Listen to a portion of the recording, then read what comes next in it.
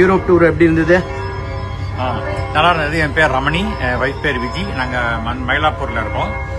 இந்த 12 நாள் டூர் ரொம்ப நல்லா இருந்தது. யூஸ்வலா நாங்க குரூப் டூர் வந்ததே இல்ல. எப்போதுமே இண்டிவிஜுவலா வருவோம்.